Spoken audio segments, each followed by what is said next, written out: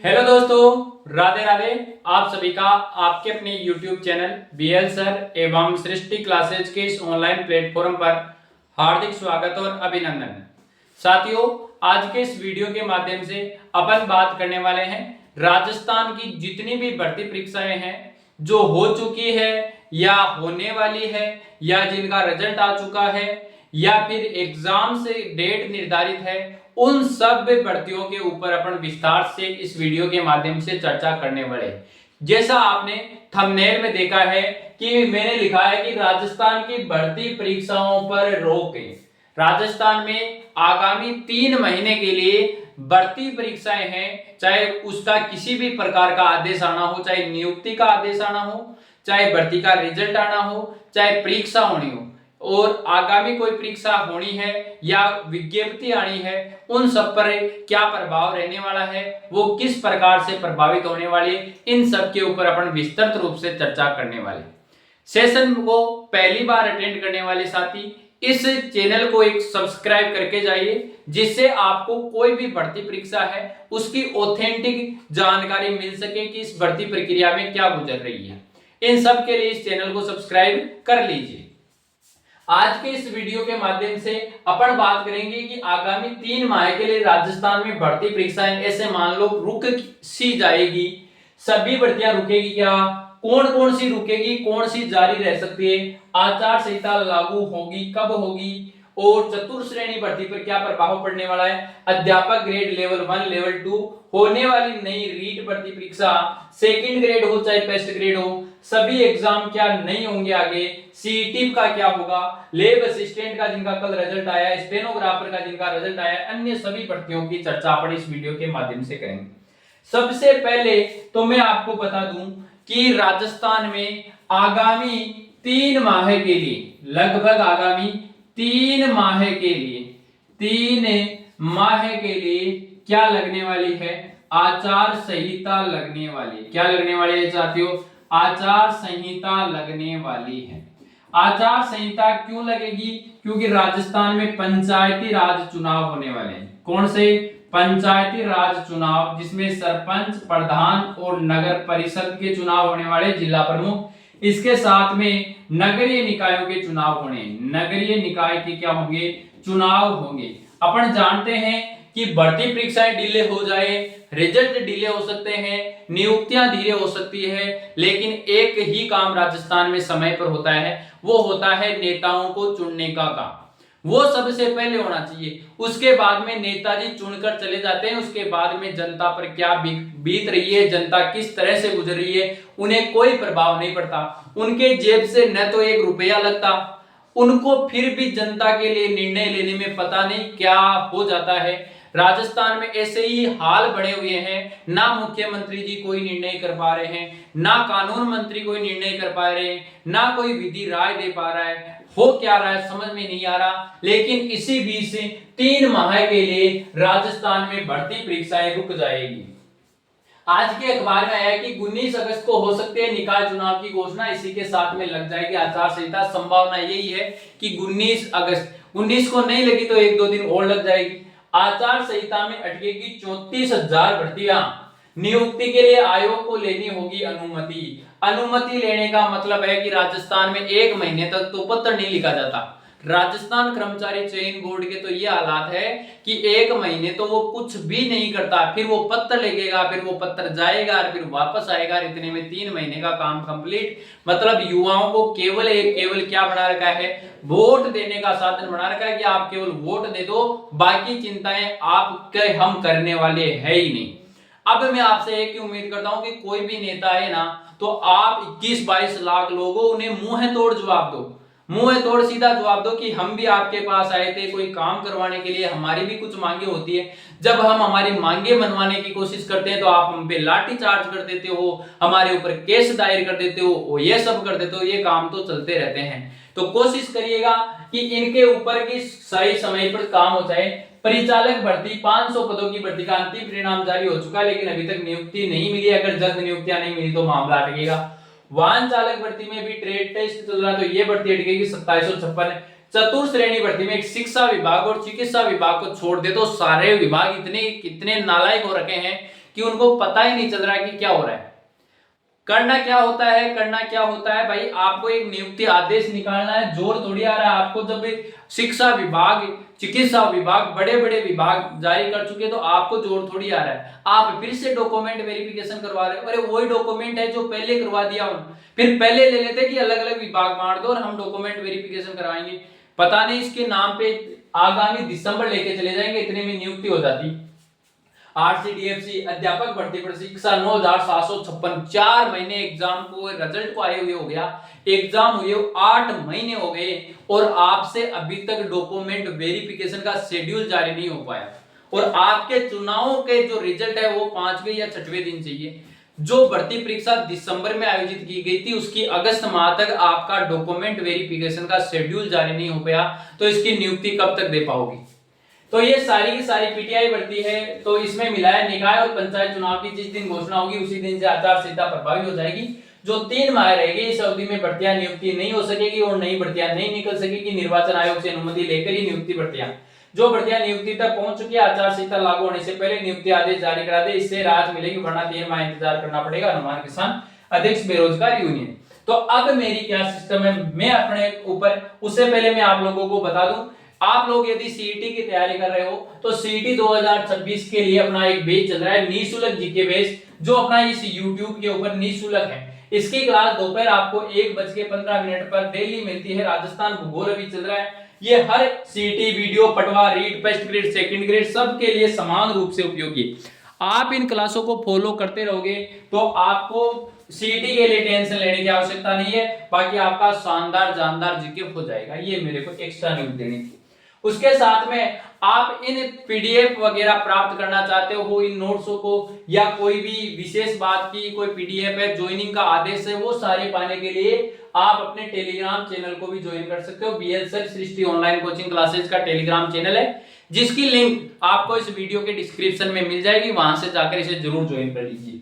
ठीक है, अब अपन बात करेंगे। देखो ये आदेश है, चतुर्थ श्रेणी कर्मचारी भर्ती वाणिज्य कर विभाग के चयनित अभ्यर्थियों की नियुक्ति के आदेश जारी हो चुके हैं। 4th ग्रेड चतुर्थ श्रेणी कर्मचारी चिकित्सा शिक्षा विभाग में डॉक्टर सरदार पटेल आयुर्वेद विज्ञान महाविद्यालय बीकानेर जिले में नियुक्ति आदेश, सबके नियुक्ति आदेश जैसे जैसे जारी हो रहे हैं मैं इस टेलीग्राम चैनल पे डाल रहा हूं, तो आप सारे के सारे टेलीग्राम चैनल को जरूर ज्वाइन कर लीजिए। ठीक है, अब देखो अपने अकॉर्डिंग मैं आपको बताता हूं भर्ती परीक्षाओं का क्या होना है।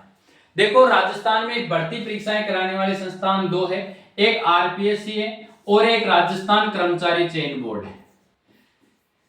आरपीएससी एक संवैधानिक संस्था है। कैसी है? संवैधानिक संस्था है जो एग्जाम करवा सकती है, रिजल्ट जारी कर सकती है, परंतु नई विज्ञप्ति जारी नहीं कर सकती, ये जारी नहीं होगी और काम हो जाएगा। मतलब एग्जाम आरपीएससी के होंगे, उस दिन यदि चुनाव का टकराव है तो आगे पीछे हो सकती है, बाकी एग्जाम करवा सकती है, रिजल्ट आ सकता है, नई विज्ञप्ति जारी नहीं कर सकता। राजस्थान कर्मचारी चयन बोर्ड यदि पहले से कोई एग्जाम प्रस्तावित है तो वो एग्जाम करवा सकता है, लेकिन राजस्थान कर्मचारी चयन बोर्ड रिजल्ट जारी नहीं करेगा, चाहे वो डीवी का हो और चाहे वो फाइनल रिजल्ट हो। यदि रिपोर्ट आ भी जाती है तो राजस्थान कर्मचारी चयन बोर्ड रिजल्ट जारी नहीं करेगा। संभावना लोग ये बताते हैं और हमने भी सुनी है कि जो नई प्रक्रिया में नियुक्तियां है वो नहीं होती है, नियुक्तियों पर सारी की सारी रोक लग जाती है, यानी अब सारी की सारी जो नियुक्तियां हैं वो रोकी जा सकती है। मेरे अकॉर्डिंग यही होने वाला है कि सारी की सारी नियुक्तियां रुक जाएगी।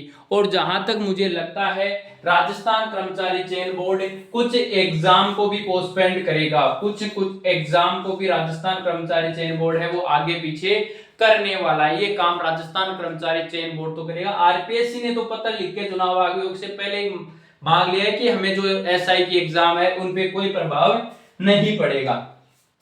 तो अब यहां से चाहे चतुर्थ श्रेणी के जो लगभग चिकित्सा विभाग वाले ज्वाइनिंग ले लेंगे क्योंकि उनके नियुक्ति आदेश आ चुके हैं, और शिक्षा विभाग वालों ने कल तक 14 तारीख तक कर ही लिया था। लेकिन अध्यापक भर्ती परीक्षा सबसे लगभग 10,000 पदों पे थी और ये अध्यापक भर्ती परीक्षा जरूर लटक गई। अब ये मान लो चाहे वो कोई सा भी डिपार्टमेंट हो, चाहे लेवल 1 हो चाहे लेवल 2 हो, वो मुझे ऐसे लग रहा है अध्यापक भर्ती परीक्षा अब दिसंबर माह तक चली गई है। उसके साथ में फर्स्ट ग्रेड है, शायद सेकंड ग्रेड है, जिनके रिजल्ट आ गए उनके डीवी शायद हो जाएंगे, लेकिन उनकी नियुक्ति प्रक्रिया फाइनल परिणाम आरपीएससी जारी कर देगी, लेकिन नियुक्ति के लिए वही समस्या आएगी। सभी एग्जाम भी नहीं होंगे क्या? एग्जाम जो जो निर्धारित है, पूर्व निर्धारित एग्जाम है, वो सारे के सारे होंगे। निर्धारित जो एग्जाम है, निर्धारित परीक्षा एग्जाम है, वो होंगे, उनको आगे पीछे नहीं करेंगे। ये विशेष ध्यान रखते हुए आप तैयारी जारी रखें, तैयारी जारी रखनी है, चुनावों में नहीं उलझना है। तैयारी आप लोगों को जारी रखनी है, लेकिन परंतु ध्यान रखें, अब नियुक्तियां वगैरह ये 3 महीने ठंडे बस्ते में चली जाएगी। नियुक्तियां वगैरह है ये तो 3 माह के लिए रोकी जाएगी। जहां तक सूचनाएं मिली है कि आगामी 3 माह तक ये सारे के सारे काम पेंडिंग में रह जाएंगे, अब इन पे कोई काम नहीं होगा। हालांकि नियमानुसार ये कहा गया है कि केवल और केवल नए कार्य नहीं किए जा सकते, पूर्व में चलने वाले काम नए कार्य नहीं किए जाते हैं, नई स्वीकृतियां नहीं मिलती है और काम होते हैं। लेकिन मुझे समझ में नहीं आता कि रिजल्ट को क्यों रोक लेते हैं आचार संहिता में, नियुक्तियों को क्यों रोक लेते हैं, इन पे चुनावों पर क्या प्रभाव पड़ता है, ये मेरे को समझ में नहीं आया। ये तो पहले से ही घोषणाएं हैं जो जनता के माइंड में पहले से ही रहती है। यदि आपको इतना ही पता है तो फिर आप प्रोसेस को तेज कर क्यों नहीं देते? क्योंकि लेवल 1 और लेवल 2 अध्यापक वाले साथी सबसे ज्यादा चिंतित है अध्यापक भर्ती, जिसमें लेवल 1 हो और लेवल 2 हो, ये दोनों कैंडिडेट्स है, ये सबसे ज्यादा परेशान है कि इन आचार संहिताओं के चक्रों में हमारा भविष्य खराब हो जाता है। बच्चों का भविष्य खराब हो सकता है, बच्चे को बिना टीचर के बच्चे 1 साल निकाल देंगे, बिना टीचर के बच्चे 1 साल निकाल देंगे, लेकिन बिना सरपंच के गांव का विकास नहीं हो सकता भाई। गांव का विकास तो करवाने के लिए चुनाव करवाने ही पड़ेंगे, ठीक है ना। मानते हैं चुनाव करवाना चाहिए, लेकिन एक चुनाव के चक्रों के अंदर 3 माह, एक भर्ती परीक्षा जो 16 जनवरी को हुई थी, उस भर्ती परीक्षा को आप 1 साल तक ज्वाइनिंग नहीं दे पाओगे, कन्फर्म है नहीं दे पाओगे, तो ये सोचो कि इस 1 साल में देश के भविष्य का क्या होगा, वो आपको चिंतित नहीं है, उसकी चिंता सरकार को नहीं है। एक निर्णय जो लेना था कि 1 साल का वेटिंग नियम लागू करे कि नहीं करे, 1 मिनट का काम है 1 साल लेने पे। 1 मिनट की कैबिनेट मीटिंग 2 हो गई, उन कैबिनेट मीटिंग में ये निर्णय नहीं कर पाए कि हम इन प्रक्रियाधीन भर्तियों में लागू नहीं कर सकते क्या, ये निर्णय आप लोगों से नहीं हो पाता। मतलब जनता को आपकी कुछ नहीं पड़ी है, जनता कुछ भी करे, जनता की आपको कुछ नहीं पड़ी है। आपको पड़ी है तो केवल और केवल किस चीज की पड़ी है भाई? चुनाव करवाने की। बाकी चुनाव आयोग के तो देखो नियम होते हैं, वो एक संवैधानिक संस्थान है, चुनाव आयोग संवैधानिक संस्था है, आरपीएससी एक संवैधानिक संस्था है, लेकिन सरकार को इस प्रकार के कोई निर्णय लेने चाहिए। मेरा कहने का मतलब है सरकार को निर्णय लेने चाहिए, सरकार को निर्णय लेने चाहिए भाई। चुनाव होते रहेंगे, सारे काम होते रहेंगे, लेकिन अधूरे काम रुकने नहीं चाहिए। इस प्रकार के हाँ नई विज्ञप्तियां हैं, नए कोई कार्य है, नए कोई एजेंडा है, वो नहीं आ सकते, ये हम भी मानते हैं, हम भी इसके पक्ष में। भाई चुनाव आयोग के भी कुछ ना कुछ वो है, संवैधानिक संस्था है चुनाव आयोग, तो उसके नियम है, लेकिन प्रक्रियाधीन है जो काम वो तो किए जा सकते हैं ना, उनमें क्या दिक्कत है। लेकिन ये भी रुकेंगे, तो आपको किसी को टेंशन लेने की आवश्यकता नहीं है। अपने को अपने मानसिक रूप से तैयार होना है भाई, ये कार्य चलते रहते हैं तो मानसिक रूप से तैयार होते रहिए, कोई टेंशन लेने की आवश्यकता नहीं, मस्त रहिए। इतना समय गया तो 3 माह और चले जाएंगे, 3 माह और मान लो, 2 महीने से शेड्यूल नहीं आया, डॉक्यूमेंट वेरिफिकेशन का शेड्यूल जारी नहीं कर पाए, तो 2 महीने और सही, उससे आगे तो कुछ हो नहीं सकता। तो आरपीएससी का भी स्वागत है, अधीनस्थ बोर्ड का भी स्वागत है कि केवल जो निर्णय लिए जा रहे हैं उनको सार्वजनिक जरूर कर दिया जाए भाई। ऐसा ना हो कि परेशान करे, ये काम नहीं करना है और सब कुछ कर लो, पहले से ही बता दो कि हम ये काम रोकेंगे। चुनाव आयोग जैसे आलोक राज जी बता देते हैं कि अब भी मुश्किल है आचार संहिता में, तो हम सबको भी पता है आचार संहिता लगेगी, लेकिन फिर इस काम को इतना डिले कर क्यों रहे थे? आपको पता था तो कुछ ना कुछ होना चाहिए इसका, बस यानी विरोध प्रदर्शन तो अब हो नहीं सकता। चुनाव आयोग का मामला है, संवैधानिक संस्था है, उसके कुछ निर्णय है, लेकिन उनको शायद जिस दिन आचार संहिता लगाए उसी दिन ये कहना चाहिए भाई आप प्रक्रियाधीन है वो काम कर सकते हो, उन पे रुकावट नहीं आनी चाहिए, ताकि जनता है वो परेशान ना हो। जनता को परेशान क्यों किया जाता है? चुनाव अपनी जगह, हर कार्य की एक इंपोर्टेंस होती है, लेकिन उसको ध्यान में रखते हुए मेरी सरकार से यही अपील है कि एक तो आप 1 साल वाला जो वेटिंग नियम लेके आए हो, यदि उसको वर्तमान में लागू करोगे तो ही उसका बहुत ज्यादा जनता को फायदा होना है। हम एक सरकार को चुनते हैं, हम किसी भी पद पर बैठे हुए व्यक्ति को बड़ा मानते हैं, तो हम इसलिए मानते हैं कि आप जनता के भविष्य और जनता के लिए कुछ काम करो। तो आप लोग मुख्यमंत्री हो, हमारे कैबिनेट मंत्री हो, सब कुछ हो, तो आप एक निर्णय जो आपने लागू कर दिया तो उसको ऐसे कोशिश करो कि उसका ज्यादा से ज्यादा फायदा जनता को मिल सके, जनता परेशान ना हो। चुनाव आयोग को भी ऐसा करना चाहिए कि जनता परेशान नहीं होनी चाहिए। कर्मचारी चयन बोर्ड को एक साथ ही दे देनी चाहिए छूट की। राजस्थान कर्मचारी चयन बोर्ड जो भर्ती परीक्षाएं करवा रहा है उसके फाइनल जो रिजल्ट वगैरह है वो जारी कर सकता है। इसमें कोई ज्यादा चुनाव पे मेरे अकॉर्डिंग प्रभाव नहीं पड़ता है। बाकी मेरे को जितनी समझ थी वो मैंने बता दी।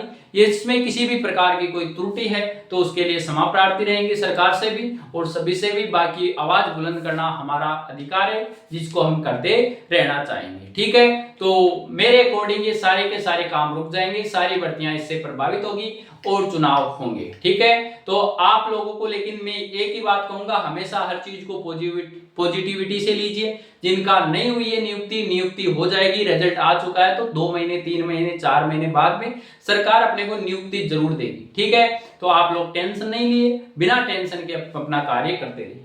सेशन अच्छा लगा है तो सेशन को अन्य साथियों तक शेयर कर दीजिए। YouTube चैनल को सब्सक्राइब करना न भूलें और टेलीग्राम चैनल की लिंक वीडियो के डिस्क्रिप्शन में है, वहां से जाकर उसे जरूर ज्वाइन कर लीजिए ताकि कोई भी फाइल वगैरह है वो आप लोगों को यहाँ मिल जाए। किसी भी प्रकार का डॉक्यूमेंट है वो आपको इस चैनल के ऊपर मिल जाएगा। ठीक है, धन्यवाद। मिलते हैं नेक्स्ट सेशन में, तब तक के लिए all the best. Ram Ram.